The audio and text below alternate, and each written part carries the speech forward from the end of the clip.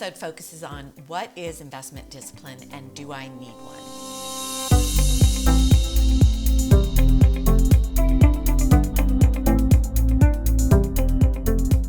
So how do I find my investment discipline?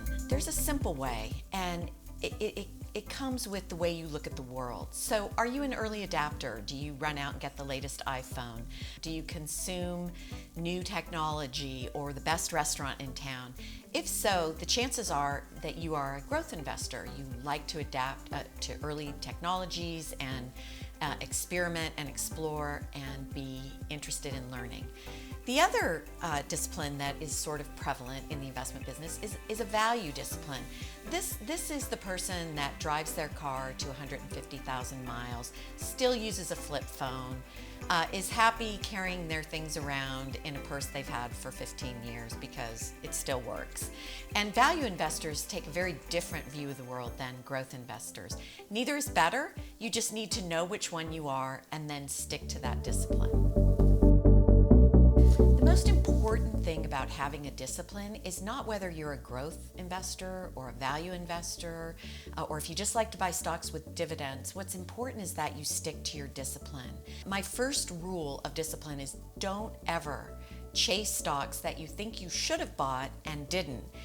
It's frustrating to watch something go up when you didn't buy it and you thought you should. And the same thing when a stock's going down, to pile in further because you bought it too high. The important thing is to make a decision, a well-informed research decision, and then stick to your guns, because stocks tend to outperform 2/3 of the years, and they generally outperform over 3 to 5 years. So you don't want to react when things get a little bit dicey. Being in the investment world is like being in a perpetual state of dissatisfaction. If you buy it and it goes up, you didn't buy enough. And if you bought it and went down, you bought too much. You just stick to your discipline and you continue to dollar cost average your wealth into the stock market. My second piece of advice is don't ever take investing advice from someone whose investing prowess is unknown to you. I've taken advice from a number of individuals that have cost me dearly. People I hardly knew, but they sounded really smart. People I knew, but they weren't very smart. And then ignored advice from people that were in the business that I respected, and I just said, I'm not going to fall for that again. So because I've made every mistake, I don't want you to. You do your own research and you stick to it, and don't get greedy.